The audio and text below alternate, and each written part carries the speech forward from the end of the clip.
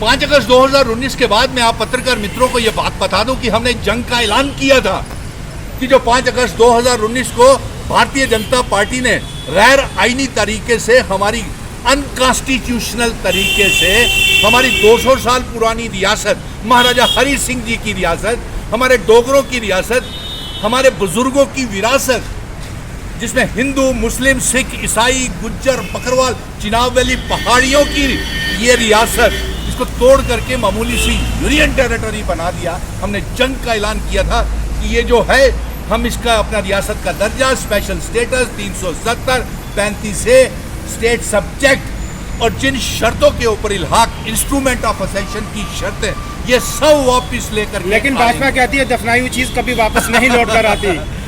इसीलिए तो मेहरबानी सुप्रीम कोर्ट ने ये हम पे की है कि 1 करोड़ 30 लाख अवाम की पहचान, शनाखत, आइडेंटिटी, कल्चर, डेमोग्राफी बचाने के लिए हमारे सुप्रीम कोर्ट ने हमारे ऊपर एक इनायत की है।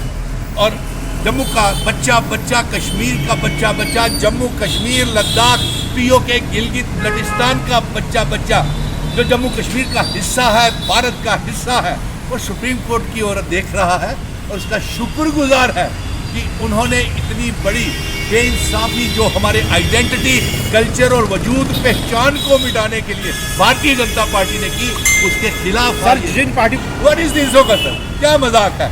अरे आपके बुजुर्ग, देखिए मैं इस बात का एक शेर के साथ इसका जवाब दूंगा। अगर बेटा नलायक हो तो धन को खतरा है, अगर बेटा नलायक हो तो धन को खतरा है, अगर नेता नलायक हो तो वतन को खतरा है। आप बताइए, तो नेता कौन नलायक, इसका मतलब हमें नहीं मालूम है। अब ये देखने वाले करेंगे, ये जो जम्मू के डोगरे लोग इसका फैसला करेंगे, चिनाब वैली, पीर पंजाल। लेकिन जम्मू के जो अपोजिशन, यहाँ के जो लीडर हैं, अपोजिशन के हो या बीजेपी के हो, वो तो कोई भी बयान नहीं दे रहा कि 317 में चाहिए, तो कश्मीर के लीडर क्यों बयान दे रहे हैं? अरे यार, आप कैसी बात कर रहे हो? जम्मू दे डोगरे दी सब तो ज्यादा बेकदरी हुई है इसमें। हमारी जमीनों के ऊपर बलडोजर चलाए गए, तो मिठाइयां भी तो इन लोगों ने खाई थी। नहीं गई, इन्होंने ढोल बजा करके और मिठाइयां बांट करके, 9 साल बेमिसाल के ऊपर भी ढोल और मिठाइयां बांट करके, नाच करके इस जम्मू की बर्बादी का, जम्मू कश्मीर की बर्बादी का जश्न मना रहे हैं। हम इनसे पूछना चाहते हैं, आप किस बात का जश्न मना रहे हैं कि आपने 30 लाख बेरोजगार नौजवान पैदा कर दिए यहाँ पे? किस बात का जश्न मना रहे हैं कि 5 अगस्त 2019 के बाद 10,000 जम्मू कश्मीर की बेटियां लापता हैं? झूठ बोलते हैं पार्लियामेंट में, 30,000 बच्चों को सरकारी नौकरियां दी। यही पार्लियामेंट में बोला ना। मैं आपसे पत्रकार बंधु हूं, आपसे पूछता हूं कि आपके परिवार में और जो देखने वाले हैं, ये बताएं कि जम्मू के लोगों को कितनी नौकरियां, परिवारों को कितनी? लेकिन वो कहते हैं कि वो जम्मू कश्मीर की, अब जिस तरह से पहाड़ियों को एससी स्टेटस दिया, कितने खुश हो गए? देखिए, वो तो पहले भी गुमराह कर रहे थे, वो तो तब भी 5 अगस्त 2019 को भी गुमराह किया, आज भी गुमराह कर रहे हैं। उनके पेरोल के ऊपर, मैं तो कई, आप पत्रकार मित्र ही अभी मुझसे पूछ रहे थे कि कुछ पत्रकार भी आज पार्टी बने हुए हैं 370 के लिए।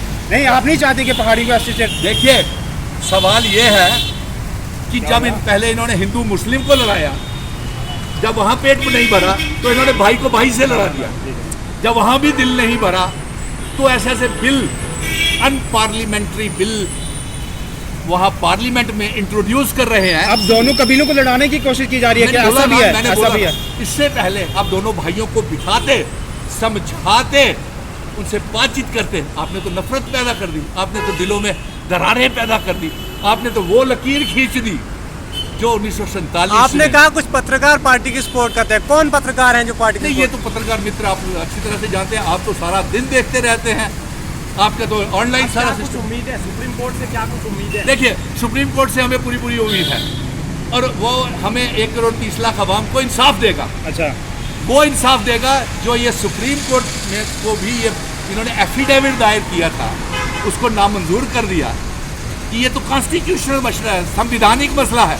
तो जब संविधान की बात आएगी तो इल्हाक की शर्तें भी बाहर आएंगी। जिन शर्तों के ऊपर इल्हाक हुआ था जम्मू कश्मीर का भारत के साथ, वो भी बाहर आएगी। क्योंकि कल उमर अब्दुल्ला भी वहाँ पहुंचे हुए थे, उनने कहा हमारे हक में फैसला होगा। आपने उमर अब्दुल्ला की बात करी, नेशनल कॉन्फ्रेंस पार्टी है हमारा, एक ऑल पार्टीज का गठबंधन है, उसमें अवामी नेशनल कॉन्फ्रेंस भी है और जम्मू कश्मीर पीपल्स मूवमेंट भी है और अवामी नेशनल कॉन्फ्रेंस के मुजफ्फर शाह साहब और डॉक्टर हुसैन साहब और तारिक गामी साहब।